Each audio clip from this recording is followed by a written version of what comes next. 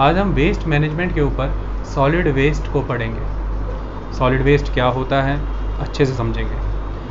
आज के जो लेक्चर जो लैंड पॉल्यूशन से शुरू हुए हैं, ये अपने आप में एक बहुत कॉम्प्रिहेंसिव मैनुअल है पूरा का पूरा। यूपीएससी या किसी भी सिविल सर्विसेज के एग्ज़ाम में इससे रिलेटेड कंप्लीट क्वेश्चन या इसमें इन्वॉल्व हुए प्रोसेसेस, टेक्नोलॉजीज़ और फेनोमेना से रिलेटेड क्वेश्चंस बहुत आते हैं। ये सबसे इम्पॉर्टेंट टॉपिक्स में शुमार होता है। क्वेश्चन पेपर प्रीलिम्स और मेंस का भरा पड़ा है सॉलिड वेस्ट मैनेजमेंट से लग करके, इसके सोशो इकोनॉमिक फेनोमेना को समझ के। आज से शुरू हो रही इस सीरीज़ में आप लैंडफिल्स क्या होते हैं ये पढ़ोगे। मैं आपको सैनिटरी और साइंटिफिक लैंडफिल्स के बारे में पढ़ाऊँगा। आज के बाद आप समझेंगे कि बायोमिथेनाइजेशन क्या होता है। It is very important concept. आप समझेंगे कि कंपोस्ट क्या होती है और उसमें हम वर्मी कंपोस्ट और वर्मी कल्चर का कॉम्प्रिहेंसिव फिनोमेना अंडरस्टैंड करेंगे, बहुत ज़रूरी है। आपको मैं वेस्ट टू एनर्जी, जिसे ट्रैश टू एनर्जी या रिसोर्स रिकवरी प्रोसेस भी कहा जाता है, वो सारी की सारी सिखाऊंगा। और उस एनर्जी को बनाने में जो प्रोसेस है, चाहे वो इंसिनरेशन है, चाहे पायरोलाइसिस है, चाहे प्लाज्मा हीटिंग है या फिर गैसिफिकेशन है, ये सारे अपने आप में कई बार पूछे जा चुके हैं। इसका हेल्थ इम्पैक्ट, इसका एनवायरमेंटल इम्पैक्ट, इसका बायोडाइवर्सिटी के ऊपर इम्पैक्ट सारा हम डिटेल में पढ़ेंगे। और सोशो इकोनॉमिकली वीकर सेक्शन को ये कैसे प्रभावित कर रहा है सॉलिड वेस्ट मैनेजमेंट, इसके बारे में जिक्र करेंगे। हम सॉलिड वेस्ट मैनेजमेंट रूल्स 2016 को डिटेल में पढ़ेंगे। सिर्फ और सिर्फ उसे इस तरह से नहीं पढ़ेंगे कि जैसे गवर्नमेंट ने प्रेस रिलीज़ इशू कर दी और हमने उन्हें याद कर लिया। हम उसका क्रिटिकल असेसमेंट करेंगे, हम उसके सारे प्रॉज एंड कॉन्स आपके सामने रखेंगे, हर चीज़ को हम डिटेल में पढ़ेंगे। इसके बाद जब आज हम ये वेस्ट मैनेजमेंट करेंगे, इसी सीरीज़ में आपको अलग से कई तरह की और मैनेजमेंट हैं। कुल 6 वेस्ट मैनेजमेंट है, 6। ये 6 वेस्ट मैनेजमेंट कराने के बाद आपको कहीं जाने की आवश्यकता नहीं। अगले 10-15 साल के लिए कितने भी करंट अफेयर, कोई भी बुक से आप इन टॉपिक्स को पढ़िए, आपको कभी अड़चन पैदा नहीं करेंगे। छोटी से लेकर बड़ी तक हर बात आपको क्लियर हो जाएगी। आप समझ जाओगे कि क्या होता है, क्या नहीं होता है। लेक्चर की शुरुआत करते हैं, चीज़ों को समझते हैं। देखिए, जब हम वेस्ट मैनेजमेंट की बात करते हैं और उसमें हम सॉलिड वेस्ट मैनेजमेंट की बात करते हैं, छोटी छोटी बारीकियों को और कंसेप्ट्स को समझना ज़रूरी है। उन टर्म्स को नहीं समझेंगे तो कंसेप्ट नहीं आएगा समझ में। सॉलिड वेस्ट मैनेजमेंट, जब हम सॉलिड वेस्ट मैनेजमेंट की बात करते हैं तो ये कुल 6 प्रकार के हैं। सबसे पहला सॉलिड वेस्ट, जिसको कहते हैं म्युनिसिपैलिटी सॉलिड वेस्ट।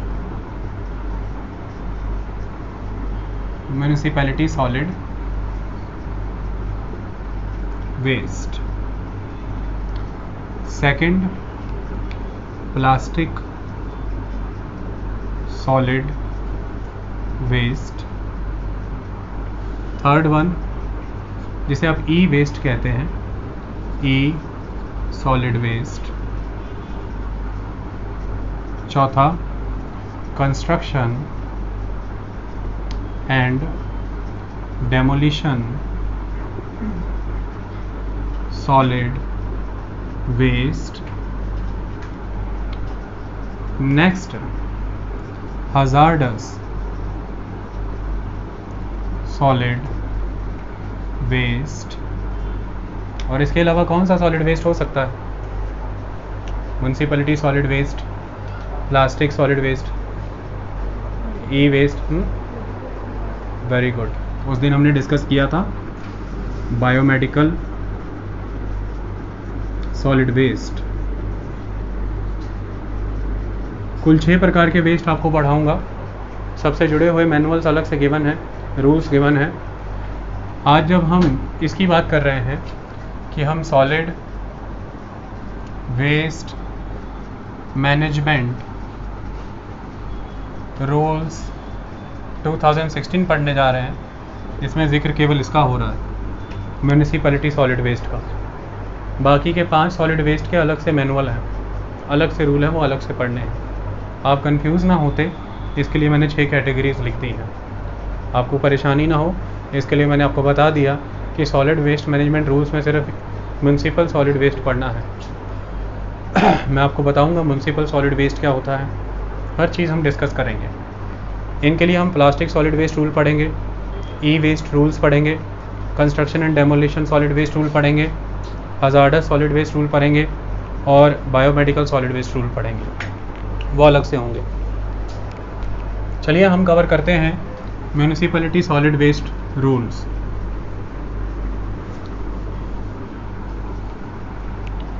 अगर आप बात करते हैं सेंसस की, हर 10 साल पे सेंसस कंडक्ट किया जाता है और 2011 में आखिरी सेंसस हमारा कंडक्ट हुआ।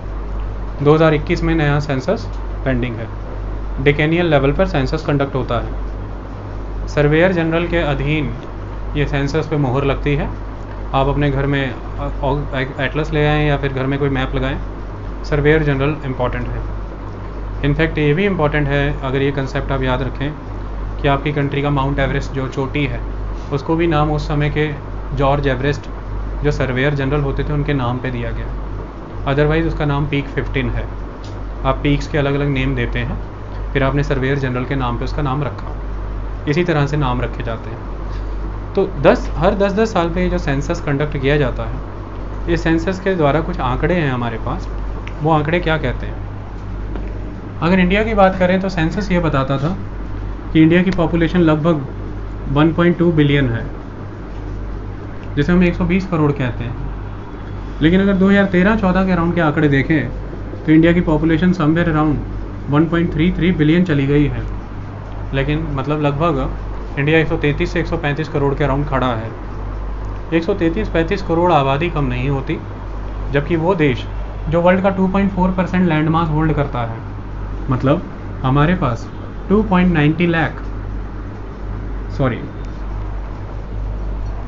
2.90 million square kilometre area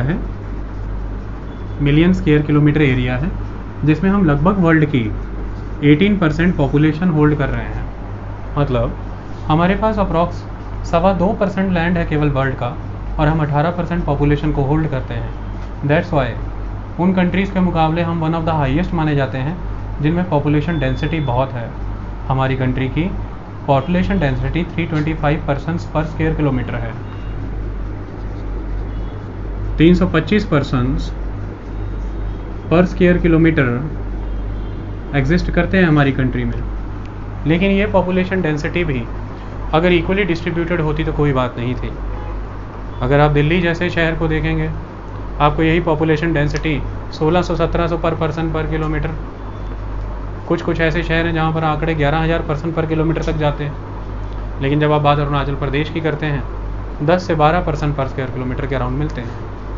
Thar के डेजर्ट हैं या नॉर्थ ईस्ट के रगड टोपोग्राफी वाले माउंटेन्स, पॉपुलेशन बहुत स्पार्सली डिस्ट्रीब्यूटेड है, एरिया ज़्यादा है, पॉपुलेशन कम है। उसी के अलावा कुछ ऐसे शहर जो ग्रोथ सेंटर का काम करते रहे, जहाँ पर health facilities, educational institutions, governmental institutions, उनकी वजह से फिर नई तरह की इंडस्ट्रीज़, कई तरह के सर्विस सेक्टर इंस्टीट्यूशंस, तो जॉब्स, अपॉर्चुनिटी, ग्रोथ, ये सारा पोटेंशियल होने की वजह से माइग्रेशन बहुत है। और उस माइग्रेशन की वजह से वहाँ पर जनसंख्या कंसंट्रेशन बहुत है। इसकी वजह से एनर्मस प्रेशर क्रिएट हो रहा है वहाँ के रिसोर्सेज के ऊपर, चाहे वो वाटर है, चाहे एयर है, चाहे लैंड है। तो ये अनइवनली डिस्ट्रीब्यूटेड पॉपुलेशन हमारी कंट्री की कुछ एरियाज़ को बहुत इमेंस प्रेशर में बहुत ज़बरदस्त तेज़ी से कंटेमिनेट कर रही है, जो हमें जनसंख्या के आंकड़ों से पता चलता है। ऐसे में सेंसस के अकॉर्डिंग अलग अलग कैटेगरी में शहरी जनसंख्या और आबादी को बांटा जाता है। अगर आप आज की डेट में बात करें, हमारे देश में लगभग 377 मिलियन पॉपुलेशन लगभग 8,000 टाउन्स में रहती है,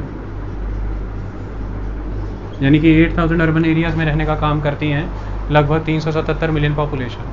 मतलब आज भी हमारे देश में लगभग 32.4 से 5% पॉपुलेशन, ऑलमोस्ट अप्रॉक्स 33% पॉपुलेशन शहरों में रहती है, बाकी गाँव में रहती है। जब हम वेस्ट मैनेजमेंट की बात करेंगे, हम अर्बन पॉपुलेशन का जिक्र करेंगे और अर्बन एरिया में प्रोड्यूस हो रहे वेस्ट का जिक्र करेंगे।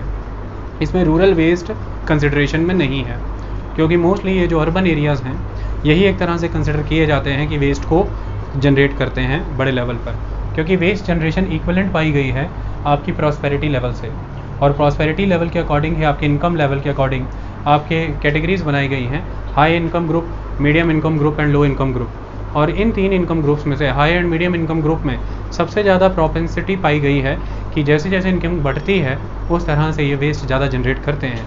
ये एक इम्पॉर्टेंट एस्पेक्ट है। सेंसस के आधार पर देखें, सेंसस पॉपुलेशन के बेसिस पर अर्बन एरियाज़ की डिफरेंट कैटेगराइजेशन करता है, जिसके बेसिस पर 10 मिलियन या उससे अबव की आपकी जनसंख्या है किसी शहर की तो उसे हम मेगा सिटी कहते हैं। और इस तरह के इस मेगा सिटी के नाम के लगभग आपके पास 3 मेगा सिटीज़ एग्जिस्ट करती हैं जिनकी पॉपुलेशन 10 मिलियन उससे ज़्यादा है। नेक्स्ट इंपॉर्टेंट एस्पेक्ट, जिनकी पॉपुलेशन 1 मिलियन या उससे ज़्यादा के अराउंड आती है, 1 मिलियन या उससे ज़्यादा के अराउंड आती है, इसे हम अर्बन एग्लोमरेशन कहते हैं। इस तरह के लगभग हमारे पास 54 सेटअप है। और जिनकी पॉपुलेशन 1 मिलियन या उससे कम आती है, 1 मिलियन के अराउंड या उससे कम आती है, उनको हम क्या कहते हैं, 1 मिलियन से बिलो है, उनको हम टाउन्स के अराउंड काउंट करते हैं। आई बात समझ में? उन्हें हम टाउन्स में काउंट करके चलते हैं। लगभग 463 के अराउंड इस तरह के टाउन्स एग्जिस्ट करते हैं। ओके, तो ये 3 कैटेगराइजेशन के बेसिस पर आप सेंसस के अकॉर्डिंग अर्बन एरियाज़ को डिवाइड करते हैं। मेगा सिटीज़ हैं, अर्बन एग्लोमरेशंस हैं और टाउन्स एग्जिस्ट करते हैं। आपने देखा कि मेगा सिटीज़ सिर्फ 3 हैं और वो 3 मेगा सिटीज़ 10 मिलियन से ज़्यादा की पॉपुलेशन बियर करने वाली ही होती हैं। ऐसे में इनमें पॉपुलेशन का ग्रोथ रेट बहुत हाई रहता है। अप्रॉक्स 30% के अकॉर्डिंग 30% के हिसाब से ये पॉपुलेशन ग्रो करती हैं, क्योंकि माइग्रेशन का पैटर्न बहुत स्ट्रॉन्ग रहता है। नेचुरल रिप्रोडक्शन लेवल उतना नहीं होता, ये माइग्रेशन से ज़्यादा प्रभावित रहती हैं। इसकी वजह से ही यहीं पर ज़्यादा प्रेशर आपको देखने को मिलता है। और इस समय अगर आप भारत भर में देखें तो मुंबई, हैदराबाद, बेंगलोर, दिल्ली, कलकत्ता, कोलकाता, ये सारे के सारे एक ज़बरदस्त एग्जांपल हैं जहाँ पर आपको वेस्ट मैनेजमेंट का इशू देखने को मिलता है, जिसमें आपको सबसे स्ट्रांगली एक चीज़ ऑब्जर्व होती है, दैट इज़ लैंडफिल। लैंडफिल एक मेनेस बने हुए हैं इन सिटीज़ का और उन्हीं को ट्रीट करना हमारा दायित्व बनता है। और सॉलिड वेस्ट मैनेजमेंट में हम यही समझेंगे कि लैंडफिल और सैनिटरी लैंडफिल में क्या अंतर होता है, इससे जुड़े हुए इश्यूज़ क्या हैं, हेल्थ इफेक्ट, एनवायरमेंटल इम्पैक्ट क्या है, नेचुरल एनवायरमेंटल रिसोर्सेज उनसे जुड़ी हुई बायोडाइवर्सिटी को हम कैसे हार्म कर रहे हैं, ये सारी चीज़ें हम इसमें पढ़ेंगे। जब हम म्यूनसिपैलिटी सॉलिड वेस्ट की बात करते हैं, हम किस वेस्ट की बात करते हैं ये जानना ज़रूरी है। सबसे इम्पॉर्टेंट एस्पेक्ट है, हम रेजिडेंशियल वेस्ट की बात करते हैं।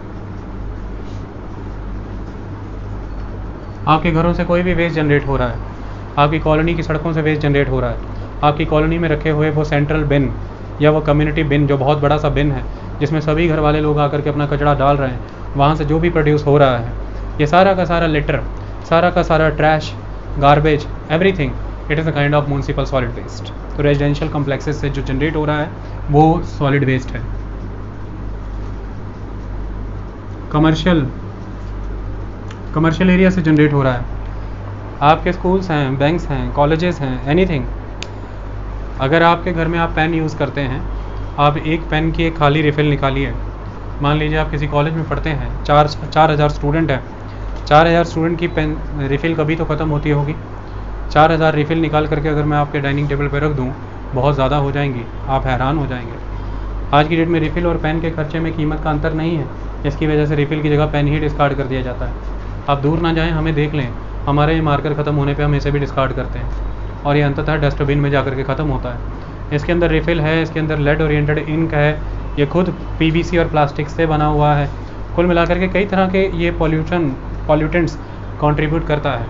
इसी तरह से पेपर यूज़ हो रहा है, स्टेशनरी यूज़ हो रही है, डाक पत्र व्यवहार में प्लास्टिक यूज़ हो रही है, मटेरियल की पैकेजिंग में सेलो टेप का यूज़ हो रहा है, बहुत सारे अदर एस्पेक्ट हैं। ये सारे कमर्शियल पॉल्यूशन है, ये सारा का सारा कमर्शियल वेस्ट है जो आप जनरेट कर रहे हैं। इंस्टीट्यूशनल वेस्ट, कई तरह की रिलीजियस ऑर्गेनाइजेशन, फॉर एग्जांपल किसी तरह का प्रोग्राम हो गया किसी रिलीजियस बॉडी में, मैं नाम नहीं लेता, कोई भी समझ लीजिए किसी भी धर्म से जुड़ी हुई बहुत बड़ी गैदरिंग हुई, वहाँ से बहुत बड़ा डिस्पोजल क्रिएट होगा, बहुत बड़ा ऑर्गेनिक वेस्ट क्रिएट होगा। ये सारा का सारा आप डंप ही करेंगे एक तरह से, ये एक तरह का इंस्टीट्यूशनल वेस्ट की कैटेगरी में आता है। ये एक इम्पॉर्टेंट एस्पेक्ट है। इसी तरह से बहुत बड़े बड़े इंस्टीट्यूशंस हैं, उन इंस्टीट्यूशंस की कैंटीन्स हैं, उन इंस्टीट्यूशन के प्रोडक्शन प्रोसेसेस हैं, वहाँ से आप इतना वेस्ट या तो फिर प्लास्टिक है, पेपर है, ग्लास हैं, बॉटल्स हैं, वुड हैं और ऑर्गेनिक वेस्ट है। ये सारा आप जनरेट कर रहे हैं, ये म्यूनसिपल सॉलिड वेस्ट में ही आता है, ये इंपॉर्टेंट है। पब्लिक गैदरिंग, जितने भी आप महोत्सव मना रहे हैं, त्यौहार मना रहे हैं, किसी ने कोई पाठ रखा है, किसी ने कोई शादी का फंक्शन मनाया है, कोई पैलेस बुक किया है, जितनी भी पब्लिक गैदरिंग है इसमें अनलिमिटेड वेस्ट जनरेट होता है, सो मैनी टाइप। फ्लावर की डेकोरेशन की आपने, वो फ्लावर सारे सड़ने के बाद वेस्ट में ही जाएंगे। आपने जितना भी प्लास्टिक की और अदर आस्पेक्ट पेपर की लड़ियाँ लगाई हैं, सारी वेस्ट में जाएंगी। रैली भुगताई गई थी, जितने झंडे लगाए गए थे सारे वेस्ट में ही गए थे बाद में, और कहीं नहीं गए हैं। इसी तरह से डिस्पोजेबल, आज की डेट में डिस्पोजेबल कुशन कवर्स आ गए, डिस्पोजेबल टेबल कवर्स आ गए, ये सारे फंक्शन होने के बाद डिस्पोज हो जाते हैं। खाने का वेस्ट बहुत अलग बात है, बहुत कई तरह के और वेस्ट जनरेट होते हैं जो डेकोरेटिव पर्पसेस में यूज़ होते हैं, वो सारे के सारे एक तरह के वेस्ट हैं और वो बहुत ही हज़ार्डस वेस्ट हैं, क्योंकि उनमें कई तरह के हार्मफुल कलर्स यूज़ किए जाते हैं, हार्मफुल केमिकल्स, और उनको ग्लू या अदर चीज़ें, यानी कि उन्हें अडहेसिव पर्पस से चिपकाने के लिए कई तरह के अडहेसिव उनमें यूज़ होते हैं जो आने वाले समय में बहुत नुकसान करते हैं। हॉस्पिटैलिटी, यानी कि होटल्स,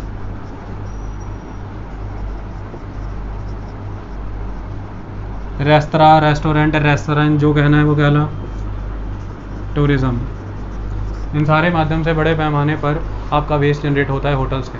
आप होटल जाइए, फूड अल्टीमेटली वेस्ट होता है। सेकंड इम्पॉर्टेंट आस्पेक्ट, होटल में आज की डेट में कमरे में सारे प्रोडक्ट ऑलमोस्ट एक तरह से डिस्पोजेबल ही हैं। चादरें भी डिस्पोजेबल आ गई हैं, everything disposable, one time use हुआ एंड थ्रो कर दिया गया, वो सारा डिस्पोज हो रहा है।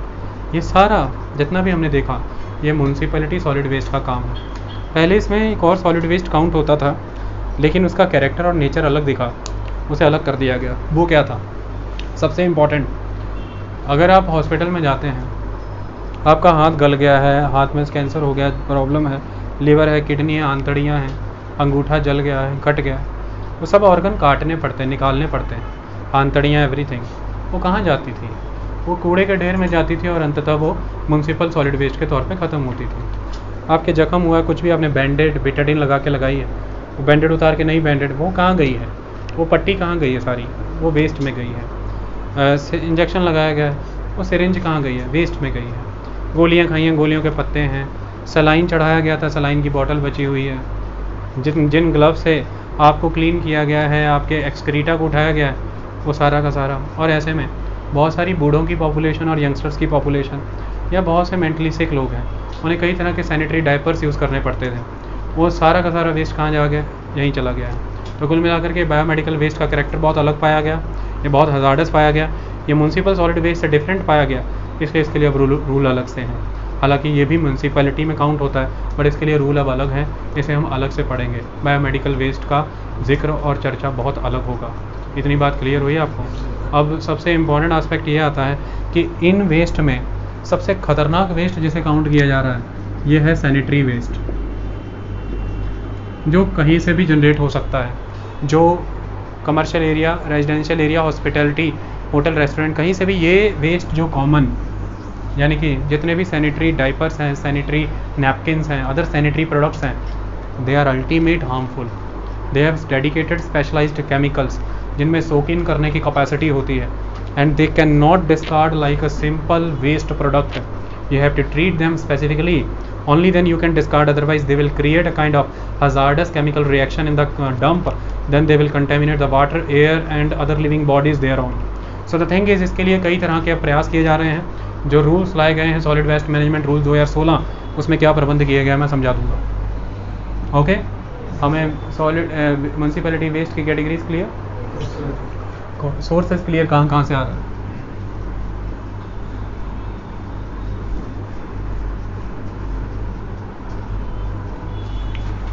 किसी भी जगह की बात करें, उन जगह पे आपको एक चीज़ कॉमन दिखेगी जो आपको परफॉर्म करने के लिए कही गई है।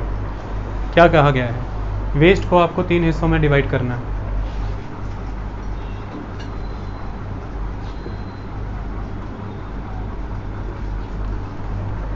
वो सोर्सेज ऑफ वेस्ट थे, ये टाइप्स ऑफ वेस्ट हैं। 3 टाइप ऑफ वेस्ट में आपको डिवाइड करना है। पहला है ऑर्गेनिक वेस्ट, क्योंकि हर वो चीज़ जिसमें कार्बन होता है उसे ऑर्गेनिक कहते हैं, तो सिंपली यहाँ पर ऑर्गेनिक कहना ठीक नहीं होगा, इसके साथ एक वर्ड और जोड़ना होगा, बायोडिग्रेडेबल वेस्ट।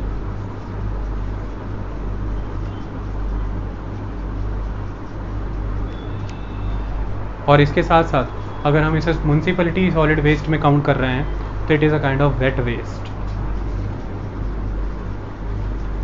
ये इसके नाम है, ऑर्गेनिक वेस्ट, बायोडिग्रेडेबल वेस्ट और वेट वेस्ट। इसके अंदर क्या आता है, वेजिटेबल रेजिडुअल आता है, फूड ग्रेन रेजिडुअल्स आ गए सारे के सारे, फ्रूट्स रेजिडुअल्स आ गए, उनके जितने भी छिलके सड़े गले सब कुछ, चाय की पत्ती बनी हुई गली हुई, एवरीथिंग जो भी अपने घर से चावल दाल सब्जी पकी हुई और सब्जियों के छिलके, everything it is a kind of organic waste, इसको काउंट किया जाता है। और अगर आप आर्टिकल्स पढ़ते हैं, किताबें पढ़ते हैं, उसमें इसे किस कैटेगरी में डाला जाता है, इट इज़ गार्बेज, इसे गार्बेज कहा गया है। ओके, ऑर्गेनिक वेस्ट यानी कि वेट वेस्ट को गार्बेज कहा गया है। इसे मेंटेन करने के लिए आपको क्या यूज़ करना है, you have to use green bin. ये भी इनफैक्ट क्वेश्चन है कि ग्रीन बिन किसके लिए यूज़ होता है, it is for the organic waste. Okay, next is first category थी, second category was dry waste. Dry waste में आपके घर से निकलने वाली कोई भी चीज़, paper, metals, glass, bottles, plastic, wood, anything, it is dry waste. और इसे क्या कहा जाता है टेक्निकल लैंग्वेज में, it is trash, it is trash. इसको किस में रखना है, ब्लू बिन में, to use blue bin, green bin, blue bin. Another important aspect is hazardous waste, hazardous waste, municipal hazardous waste. Look, it is municipal hazardous waste. Okay, municipal hazardous waste आपके घरों में use होने वाला any type of sanitary product, sanitary napkin, diapers, anything you are using. Second important aspect, residuals of phenyl bottles, यानी कि जितने भी cleansers हैं, टॉयलेट क्लींजर और something else. Another important aspect, paint residues, जो भी रंग रोगन आपने अपने घरों में कराया है उनके सारे रेजिडुअल्स जितने भी अवेलेबल हैं आपके घर के अंदर। इस तरह के जितने भी आस्पेक्ट हैं ये सारे हजार्डस केमिकल्स में आ जाते हैं और ये डोमेस्टिक हजार्डस मटेरियल्स हैं। ये तीन तरह से आपने इनको ऑर्गेनाइज कर रखा है और इसको हजार्ड ही कहते हैं। ग्रीन बिन पे येलो कैप रहेगा, उसमें इसको डाला जाना है। ये तीन तरह के बिन आप हर जगह पर लगे हुए देखेंगे, एवरीवेयर, दैट इज़ इम्पॉर्टेंट। और ये तीन कैटेगरीज आपको पता होनी बहुत ज़रूरी थी। ये तीन कैटेगरी आपको पता लग गई, इनके अकॉर्डिंग अब हम आगे बढ़ सकते हैं ईजिली।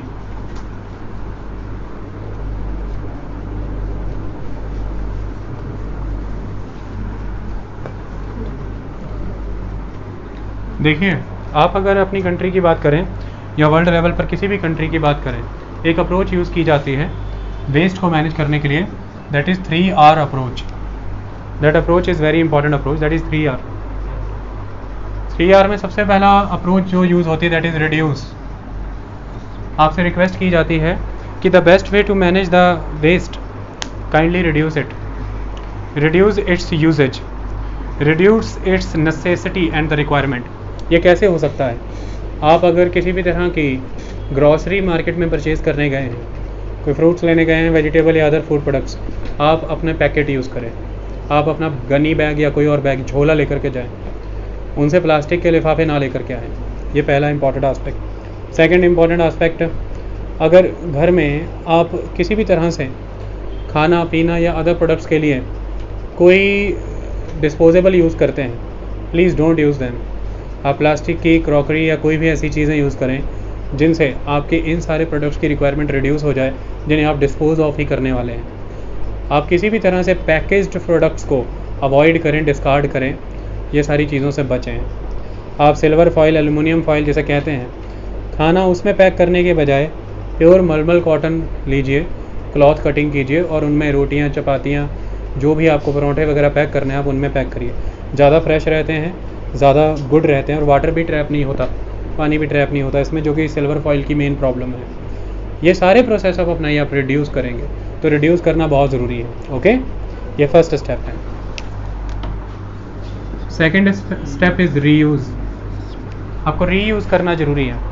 ठीक है, पहली बार आप दुकान पे गए और आपको प्लास्टिक पैकेट्स दे दिए गए, पॉलीथिलीन, आप उन्हें लेकर के आए हैं, आप उन्हें क्लीन करें, रखें, डंप करें अपने घर में। एक कोई ऐसा डब्बा बनाएं या कोई ऐसे एरिया जिसमें आप उसे रख सकें। जहाँ पर आपने रखे हैं आप वहीं से अगेन एंड अगेन उन्हें निकाल करके यूज़ करें, उन्हें कूड़ेदान में ना फेंकें और हर बार नए लिफाफों की रिक्वायरमेंट ना पैदा करें, पुरानों को इस्तेमाल करना सीखें। घर में किसी भी तरह के आए हैं, रूह अफ़ज़ा की शीशी आई है, तो रूह अफ़ज़ा की शीशी बहुत हाई क्वालिटी शीशी है, कांच की शीशी होती थी पहले, आप उसको धोइए, उसमें पानी भरिए। पहले हुआ करता था पानी भरने का, पानी पीने का काम हुआ करता था। आपके पास जैम आई है, तो जैम की कोई भी शीशी है उसे साफ़ करिए, क्लीन करिए, उसमें सौंफ रखिए, कोई और मसाले रखिए, आप रख सकते हैं बड़ी ईज़िली। किसी भी तरह से ऐसे कोई भी प्रोडक्ट्स हैं आप उन्हें रीयूज़ करें। सबसे इम्पॉर्टेंट आस्पेक्ट है आपके जितने भी डिस्कार्डेड कपड़े हैं आप उन्हें उनको दें जिनको ज़रूरत है, कपड़े देना बहुत ज़रूरी है। आपके जितने भी डिस्कार्डेड जूते हैं, चप्पल हैं, आप उनको दीजिए जिन्हें आवश्यकता है। तो ये सारे प्रोडक्ट आपके पहनने के बाद फिर से यूज़ हों, वो ज़्यादा मैंडेटरी है, ताकि वो रीयूज़ होते रहे, ना कि वो ट्रैश बने, ना कि वो जा कर के लैंडफिल का पार्ट बन जाए। वो अगर लोगों के इस्तेमाल में आए तो वो ज़्यादा उपयोगी है। ये केवल दान करने की अप्रोच नहीं, केवल पुण्य कमाने का कंसेप्ट नहीं, ये एक साइंटिफिकली और लॉजिकली लिया गया कदम होता है, जिससे आप अपने ही सराउंडिंग को क्लीन रखते हैं, आप वेस्ट को मैनेज करते हैं। अदरवाइज़ ये सिंपली ट्रैश का हिस्सा बनेगा। ये इंपॉर्टेंट है। आप अपने घर में जितने भी अखबार हैं, जितने भी अदर प्रोसेस हैं, उन्हें तरीके से उन लोगों को दीजिए जो लोग उसका बेटर इस्तेमाल आगे कर सकते हैं। जैसे आपने कबाड़ियों को दे दिया या किसी और को दे दिया, अपनी किताबों को पढ़ने के लिए लोगों को दीजिए, वो इम्पॉर्टेंट है। दुकान पे बेच करके आइए या जो भी कोई आपको अपने सर्कल में दिखता है, ताकि वो रीयूज़ हों। नई नई किताबें खरीदने की ज़रूरत ना पड़े, कि रिसोर्स पे प्रेशर ना क्रिएट हो। अगर आप कहेंगे कि इससे इकॉनमी ठप हो जाएगी, डिमांड रुकेगी, ऐसा बिल्कुल भी नहीं है। 10 लोग ही हर चीज़ की डिमांड करें ज़रूरी नहीं है। 90 लोग जो खाली बैठे हैं, आज डिमांड नहीं क्रिएट कर रहे हैं, उन्हें एजुकेटेड बनाओ, उनकी भी इकॉनमी स्ट्रेंथन करो, वो नए 90 बायर ऐड करो। पुराने बायर को ऑगमेंट करना is not the solution, we need to add the new buyers, and for that we need to distribute the resources amongst them, and for redistribution we need to reuse the articles. That is very important. Okay, so the people are not getting proper education due to the lack of the books and other syllabus materials. You need to strengthen them, you need to provide them with the uniform, with the books or other articles, so that they could be able to understand the knowledge, the process of study, so that they can fetch those material for themselves that you are enjoying right now. That is important. So we need to add new mouth, new buyer. We don't need to and augment the existing buyer at that level कि वो एक तरह से नरभक्षी बन जाए। Recycling is important aspect. What is recycling basically? देखिए, आपके घर में कबाड़ी वाला आता होगा, आप देखते होंगे 4 तरीके से चीज़ें सॉर्ट आउट कर लेता है। प्लास्टिक का मटेरियल, कांच की बोतलें, अखबार और तांबा मेटल, कुछ भी। मेटल एक तरफ कर लेता है, प्लास्टिक एक तरफ कर लेता है, अखबारें, स्टेशनरी, पेपर, गत्ता, कुछ भी एक तरफ कर लेता है, कांच एक तरफ कर लेता है। आपने ये सब कुछ इसको दिया, इसके एक मार्केट वैल्यू है, वो इन सब चीज़ों को आगे ले जाता है। बोतलें गला करके नया कांच बनाया जा सकता है, नया प्रोडक्ट बन जाएगा। प्लास्टिक गला करके नई प्लास्टिक का मटेरियल बन जाएगा। पेपर है, कोई भी गत्ता है, कंप्रेस करके नया पल्प क्रिएट हो सकता है, नया मटेरियल गत्ता या नए पेपर बन सकते हैं। इसी तरह से मेटल है, तांबा है, सारा पिघला करके नई चीज़ों में कन्वर्ट किया जा सकता है, क्योंकि डक्टिलिटी है, मेलेबिलिटी है, सारे प्रोसेस हैं उसमें। ये सारी चीज़ें रिसाइकल हो रही हैं। रिसाइकलिंग में 2 प्रोसेस अपनाए जाते हैं, upcycling and downcycling. I will teach you in depth about the recycling. अभी के लिए बता देता हूँ, there is a concept of upcycling and downcycling. Suppose आपके पास किसी भी तरह से वेस्ट प्लास्टिक है, आप वेस्ट प्लास्टिक को यूज़ करिए, लो ग्रेड प्लास्टिक को। जब आप उस वेस्ट प्लास्टिक को यूज़ करेंगे और उसे बहुत बारीक हिस्सों में चॉप कर देंगे तो उसका पॉलीब्लेंड बन जाएगा। इसको कहते हैं पॉलीब्लेंड। इस पॉलीब्लेंड मटेरियल को अगर आप बिटुमिनस के साथ मिक्स कर देते हैं, बिटुमिनस जिससे सड़कें बनती हैं यानी कि लोक, अगर पॉलीब्लेंड को बिटुमिनस के साथ मिक्स कर दिया जाता है तो सबसे इम्पॉर्टेंट बिटुमिनस की वाटर रिटेंशन कैपेसिटी बढ़ जाती है। यानी कि जो प्लास्टिक होती है उसमें ताकत होती है कि वाटर को सीप इन नहीं होने देती, इससे सड़क की उम्र लंबी हो जाती है, विटामिनस कम यूज़ होता है और प्लास्टिक भी कंज्यूम हो जाता है। इस तरह से आपने अपस्केलिंग कर दिया, लो क्लास प्लास्टिक को आपने सड़कों बनाने में निर्माण कर दिया। ये अपस्केलिंग रिसाइकलिंग का पार्ट है। डाउन साइक्लिंग या डाउन स्केलिंग, आपके पास कोई भी हाई ग्रेड प्लास्टिक है, आप बड़े बड़े मॉल में जाइए, किसी भी अदर जगह पे जाइए, आपको बहुत ज़बरदस्त प्लास्टिक्स मिलते हैं।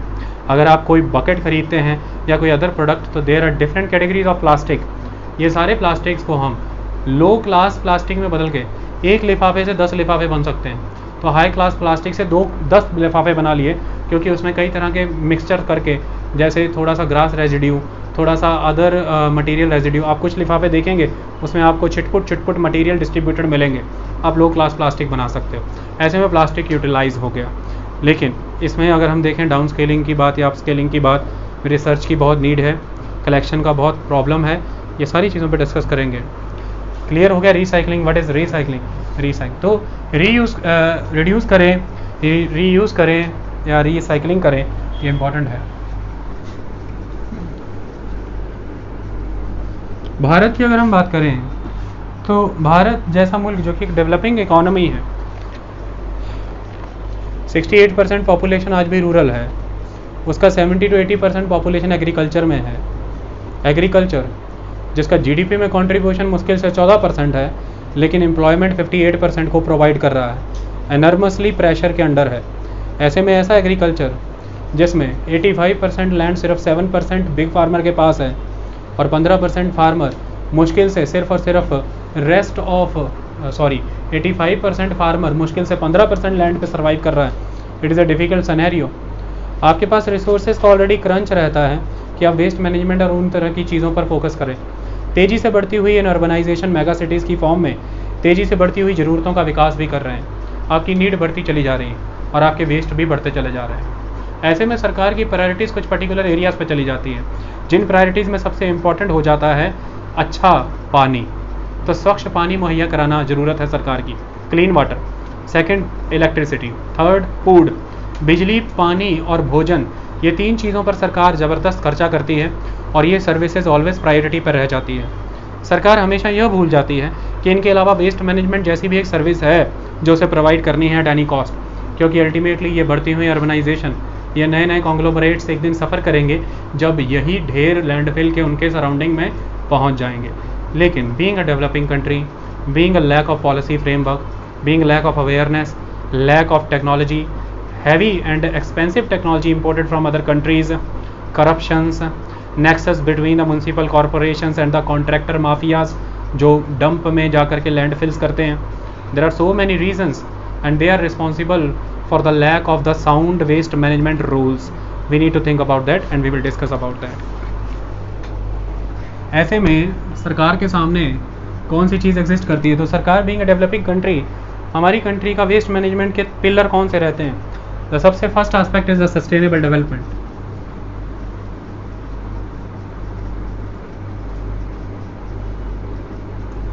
Sustainable development is important aspect. Second is the precaution. Third is the polluter पे। हम इन मुद्दों पे खेल रहे हैं, सरकार की नीतियां इन पिलर पे खड़ी हैं, sustainable development, precautions and polluter pay concept. अगर हम इन कंसेप्ट की बात करें तो ये किस तरफ इशारा करते हैं? देखिए, जब आप बात सस्टेनेबल डेवलपमेंट की करते हैं, आप अपनी कंट्री के रिसोर्सेज को, उनसे जनरेटेड एम्प्लॉयमेंट और वेल्थ को, प्रॉस्पेरिटी को, उनसे क्रिएटेड बाय प्रोडक्ट्स जिनसे एक प्रॉब्लम पॉल्यूशन की भी जनरेट हो रही है, इन सब को इस नज़रिए से देखते हैं कि we need to tackle it in a way of sustainable development. मतलब हम रिसोर्सेज को इतना ही कंज्यूम करें कि ये इन पीढ़ियों की ज़रूरतों को पूरा करके आने वाली पीढ़ियों की ज़रूरतें भी पूरी करते रहें।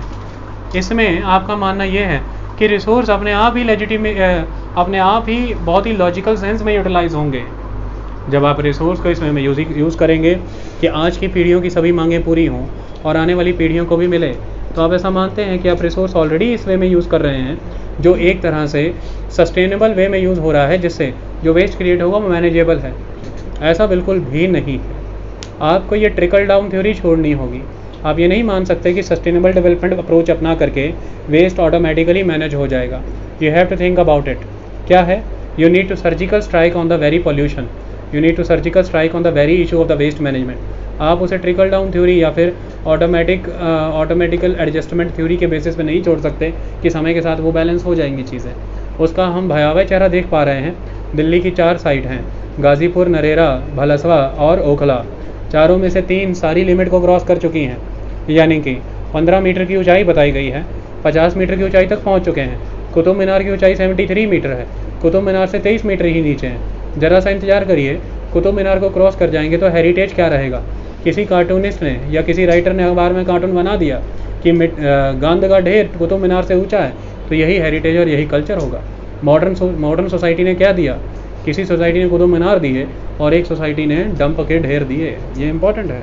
सेकंड इंपॉर्टेंट एस्पेक्ट, सभी नियमों को तोड़ते हुए आज आपके रेजिडेंशियल कम्प्लेक्सेस उन डंप के 45 मीटर की रेंज तक आ चुके हैं। ऐसी 45 मीटर की रेंज में आने के बाद डंप 50 मीटर का है, आप उसकी 45 मीटर की रेंज में जब वो गिरेगा उसका 5 मीटर का हिस्सा आपको कवर करेगा। जितनी तेज़ी से वो बढ़ रहा है, अगर वो कहीं 70-80 मीटर पे चला गया, आपकी विड्थ लगभग 30-40 मीटर रहती है कॉलोनी की, और वो 80 मीटर पे चला गया और 45 मीटर क्लोज है उसके, तो जब वो गिरेगा आपको सारा कवर कर लेगा। इसे ही कहा गया है एक तरह से किस चीज़ की सुनामी, वेस्ट की सुनामी, और अब पूर्ण रूप से उसके नीचे ध्वंस हो जाएंगे, ख़त्म हो जाएंगे। ऑलरेडी इन लैंडफिलों ने जान हराम की हुई है, बाकी परेशानियां तो आने वाले दिनों में हम झेलेंगे। तो कुल मिलाकर के ये sustainable development concept, yes we need to think about the sustainable development, we need to utilize our resources for the present generations by considering the requirement of the future generation, but the most important aspect that we cannot leave the waste management for the future generation. We need to create the infrastructure, the structure, the policy, guidelines, mechanism, awareness, institutions, fund development, fundraising schemes for the particular management of the waste. Only then future generation आपके किए हुए कांड को settle कर पाएगी, otherwise वो कभी नहीं हो पाएगा। तो इस चीज़ को, इस अप्रोच को अब छोड़ने का समय आ गया है। Now you are taking that आप 2022 में डेवलप्ड कंट्री बनने जा रहे हैं। आपका इकोनॉमिक सर्वे कहता है कि 2025 में आप 5 ट्रिलियन की इकोनॉमी बनने जा रहे हैं। ये सारी चीज़ों को आपको मैनेज करके चलना है, क्योंकि वेस्ट भी उसका एक दूसरा चेहरा है, इसको समझना होगा। Next is the precautions. Yes, you are working on the precautions. Ultimate aspect is precaution of the generator of the pollution. जहाँ पर पॉल्यूशन जनरेट हो रहा है उन्हें प्रिकॉशंस यूज़ करें। जहाँ पर पॉल्यूशन कलेक्ट किया जा रहा है, जो लोग the waste pickers, the rag pickers, the कबाड़ियास, वो भी प्रिकॉशंस का यूज़ करें। और जहाँ पर पोल्यूशन डंप होगा वहाँ पर भी प्रिकॉशंस रखी जाए। Precaution is not the solution. You can not think like the precaution aspect, you have to convert the waste into the wealth. You need to think about that. आपको methanization करना होगा, आपको वेस्ट टू एनर्जी के concept की तरफ जाना होगा, आपको कंपोस्ट बनाना अनिवार्य है, आपको सड़कें बनानी पड़ेंगी, आपको सीमेंट इंडस्ट्री में सब्स्टिट्यूट करना पड़ेगा, आपको ब्रिक्स और ईंटें बनानी पड़ेंगी, आपको वेल्थ बनानी पड़ेगी वेस्ट से। आप सिंपली प्रिकॉशनरी अप्रोच पे नहीं चल सकते कि हमें सिर्फ और सिर्फ प्रिकॉशन रखनी है। इतने 100 मीटर दूर रखो डंप को, नदी से 100 मीटर दूर रख लेना, पॉन्ड से 200 मीटर दूर रख लेना, हाईवे से 200 मीटर दूर रख लेना, रेजिडेंशियल कम्प्लेक्स से 200 मीटर दूर रख लेना, एयरपोर्ट से 20 किलोमीटर दूर रख लेना। ठीक है, आज आपने एक हाईवे से इसे 200 मीटर दूर रखा है, कल को हाईवे यहाँ भी बनेगा, उससे भी 200 मीटर दूर रखना है, तो किधर जाएगा? हाईवे तो दूर नहीं जा सकता, घरों में तो नहीं घुस सकता। कल हाईवे यहाँ भी बनेगा, कल हाईवे यहाँ भी बनेगा। ये 200 मीटर का सरकमफ्रेंस कैसे डिसाइड होगा? ये पेरिफेरी कैसे बनेगी? आज हाउसिंग कॉलोनी 200 मीटर पे है, कल वहाँ भी आएगी, फिर यहाँ भी आएगी और यहाँ भी आएगी। आज 20 किलोमीटर के डिस्टेंस पे एयरपोर्ट है, कल को नए डोमेस्टिक एयरपोर्ट बनेंगे। कहाँ पर बनाएंगे? या एयरपोर्ट शिफ्ट करेंगे या आप डंप को शिफ्ट करेंगे? ऑलरेडी सारा लैंडस्केप सेटल्ड है। ऐसे में आपकी जिम्मेदारी ये बनती है, आप इस ढेर को ख़त्म करें, आप इस वेस्ट को कन्वर्ट करें, इसे मीथेन में कन्वर्ट करें, इसे एनर्जी में कन्वर्ट करें, इसे वेस्ट प्रोडक्ट से जो भी नए इंफ्रास्ट्रक्चर बनाए जा सकते हैं उसमें इसका कट डाउन करना ज़रूरी है। इसे सिर्फ दूर दूर दूर ले जा करके ज़िंदगी नहीं चल पानी, ये इंपॉर्टेंट है। तो प्रिकॉशन से approach. Polluter pay concept. Polluter pay concept ऐसा नहीं होना चाहिए कि अगर कोई किसी तरह का पॉल्यूशन कर रहा है आप उसे पे ले लें और उसे छोड़ दिया जाए। मुद्दे की बात यह है कि टेक्नोलॉजी में, मैनेजमेंट में, कलेक्शन में, सेग्रीगेशन में, हर कदम में people participation is required. Only polluter pay concept solution नहीं निकालता किसी भी चीज़ का। Awareness of the people participation campaigns are very important. कोई भी वेस्ट मैनेजमेंट कैंपेन इंडिया जैसी 133 करोड़ वाली जनसंख्या वाले देश में कामयाब नहीं होगी जब तक जनसंख्या की भागीदारी नहीं होगी। From the very grass root level, from the panchayat, from the nagar panchayat, from the urban local bodies till the central level, हर जगह पर आपको, हर स्तर पर लोगों को इन्वॉल्व करना होगा। ये बहुत इंपॉर्टेंट मुद्दा है। सिंपली पॉल्यूटर पे से खेल नहीं चलेगा, इससे करप्शंस प्रमोट होंगी, कई तरह के बीच में ठेकेदार आ जाएंगे पॉल्यूटर पे के कंसेप्ट को आगे बढ़ाते हुए। और पॉल्यूटर पे भी अगर आपको करना है तो इंस्टीट्यूशनल मैकेनिज्म के थ्रू करना होगा। उसके लिए सिटीज़ को ऑर्गेनाइज करना होगा, कॉलोनीज़ रेगुलराइज करनी होंगी। ये सारे प्रोसेस अगर अपनाए जाएंगे तो ही पॉल्यूटर पे होगा, क्योंकि you need to identify the polluter first. Unless until you are not capable to for the identification of the polluter, how can you make the polluter pay? For that you need to identify it. तो इन फंडों पर हम खड़े हैं, हमें जाना किधर है उसकी बात करते हैं। हम लैंडफिल की बात करेंगे, और लैंडफिल में हम बात करेंगे सैनिटरी और साइंटिफिक, एक ही बात है, सैनिटरी और साइंटिफिक लैंडफिल, इन दोनों का जिक्र करेंगे। वेरी इंटरेस्टिंग, सब कुछ आपको यहीं से समझ आ जाएगा। देखिए लैंडफिल का क्या कंसेप्ट है, आइए समझिए। अगर हम वेस्ट का पूरा चेन साइकिल ऑब्जर्व करें तो वेस्ट चेन साइकिल कैसा है। सबसे पहले स्टेप पे कौन आते हैं, वेस्ट जनरेटर्स। वेस्ट जनरेटर्स आप याद करिए, मैंने बताया था वो सारे जितने भी वेस्ट के सोर्स हैं उन्हें हम वेस्ट जनरेटर्स कहते हैं। एग्जाम्पल यहाँ पे लेते हैं हाउस होल्ड का। हमने as a household waste generate किया।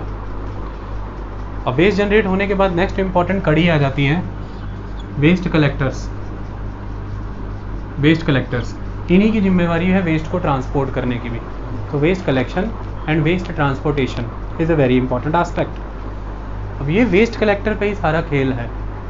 इसके बाद वेस्ट कलेक्शन होने के बाद आ जाता है एक स्टेप जो यहाँ से गायब रहेगा, इसे मैं ब्रैकेट में कर रहा हूँ, दैट इज़ वेस्ट प्रोसेसिंग, जिसे हम कहते हैं वेस्ट ट्रीटमेंट।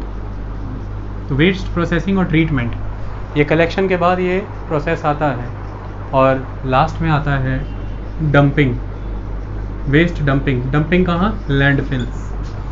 तो हम लैंडफिल पे आ गए, लैंडफिल का जिक्र करना है। Now where is the issue, जब आपने वेस्ट कलेक्ट किया, वेस्ट मोस्टली दो टाइप पे लेके चलते हैं।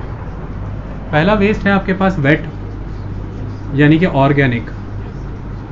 और बाय रूल इस ऑर्गेनिक वेस्ट का क्या होना चाहिए था, एक होना चाहिए था कंपोस्टिंग, कंपोस्ट बनना चाहिए था, खाद बननी चाहिए थी ऑर्गेनिक, और खेतों में या एग्रीकल्चर में जाना चाहिए था, क्योंकि कंपोस्ट में एक ताकत होती है।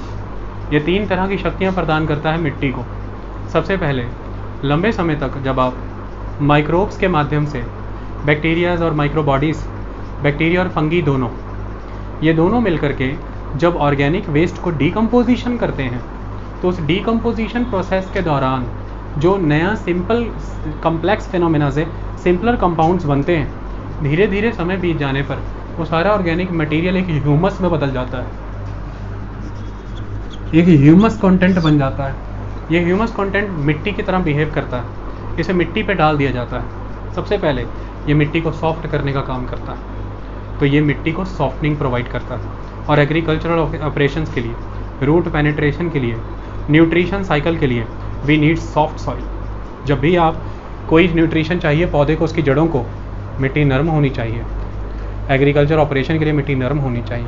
पौधे के फैलाव के लिए, मजबूती के लिए मिट्टी का नरम होना आवश्यक है। तो मिट्टी को नरम करने का ये काम करता है। सेकंड इंपॉर्टेंट एस्पेक्ट, इसमें क्षमता होती है कि ये मिट्टी के पानी को होल्ड करने की, यानी कि वाटर रिटेंशन कैपेसिटी को इंक्रीज़ कर देता है। यानी कि अगर आप इस तरह का मैन्योर ऐड करते हैं, ये मिट्टी का वाटर रिटेंशन कैपेसिटी बढ़ा के उसका मॉइस्चर लेवल इंक्रीज़ कर देते हैं। ऐसे में न्यूट्रिशन बड़े अच्छे वे में ट्रांसपोर्ट होते हैं और सॉइल में नमी बनी रहती है, जो उसकी पैदावार क्षमता को बढ़ाती है। तीसरा इंपॉर्टेंट एस्पेक्ट, जो भी फर्टिलाइज़र्स आप डाल रहे हैं, उन फर्टिलाइज़र्स का ऑप्टिमम यूटिलाइजेशन पौधा कर पाए, यानी कि efficient utilization of the available chemical fertilizer, इसे फैसिलिटेट कराती है ये ऑर्गेनिक क्रॉप, ऑर्गेनिक मैन्योर। यानी कि पहले अगर कोई पौधा जो 100 ग्राम आपने डाला उसमें से 40 ग्राम यूज़ कर रहा है, अब वो आपने 60 ग्राम ही डाला, 50 ग्राम ही डाला है, वो उसमें से भी 40 ग्राम यूज़ कर रहा है।